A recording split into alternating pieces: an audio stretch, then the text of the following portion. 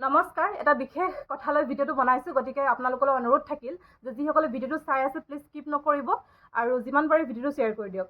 যোৱাকালি ইনষ্টাগ্ৰামৰ যোগেদি মই মেছেজ এটা পালোঁ আৰু সেই মেছেজটো চাই মোৰ খুবেই বেয়া লাগিলে আৰু সেইটো কাৰণে মই আজি ভিডিঅ'টো বনাইছোঁ। আজি 5 দিন ধৰি তিনিচুকীয়া ডিষ্ট্ৰিক্টৰ ডুমডুমাৰ দৈদাম চাহ বাগিচাৰ পাপজান ষ্টাফ লাইনৰ ল'ৰা এজন মিচিং হৈ আছে। ল'ৰাজনৰ নাম হৈছে চণ্ডীবন তাঁতী, তেওঁৰ পিতৃৰ নাম হৈছে নীলোৎপল তাঁতী আৰু ভাইটিজনৰ বয়স হৈছে 14 বছৰ। ডনবস্কো হাইস্কুলৰ ক্লাছ 9ত পঢ়ি আছে। আৰু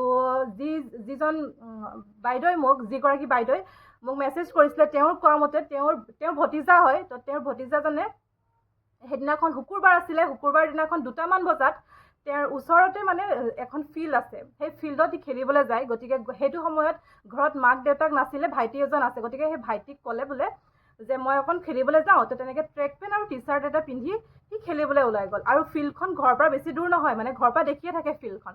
তেনেকুৱাতে সি 2টামান বজাত ঘৰৰ পৰা ওলাই গ'ল শুকুৰবাৰে। কিন্তু আজিলৈকে সি উভতি নাহিলে ঘৰত, মানে আজিলৈকে সি মিচিং হৈ আছে। আজি 5 দিন হ'ল। বিভিন্ন নিউজ চেনেল অথবা আৰক্ষীৰো তেওঁলোকে সহায় লৈছে, কিন্তু একো মানে সমাধান পোৱা নাই, একো ইনফৰ্মেশ্যন পোৱা নাই, একোৱে মানে খা খবৰ নাই। মানে ল'ৰাজনৰ ভাইটিজনৰ যে ক'ত গ'ল, কি হ'ল, ক'ত আছে, একো সিহঁতি গম পোৱা নাই। গতিকে মই স্ক্ৰীণত ভাইটিজনৰ ফটো দি দিছোঁ আৰু মই কণ্টেক্ট নাম্বাৰ দিছোঁ। আপোনালোকে ভিডিঅ'টো শ্বেয়াৰ কৰক আৰু যদি ক'ৰবাত যদি দেখিছে বা মানে যিকোনো ধৰণৰ যদি ইনফৰ্মেশ্যন পাইছে ভাইটিজনৰ লগত জড়িত, প্লিজ আপোনালোকে কণ্টেক্ট কৰিব তেওঁলোকক। আৰু মাক দেউতাকৰ যি যন্ত্ৰণাত ভুগি আছে এতিয়া, সেইখিনি যাতে ঠিক হৈ যায় আৰু ল'ৰাজন সোনকালে ভাইটিজন যাতে ঘূৰি আহে। আপোনালোকে প্লিজ শ্বেয়াৰ কৰি দিয়ক। Thank U.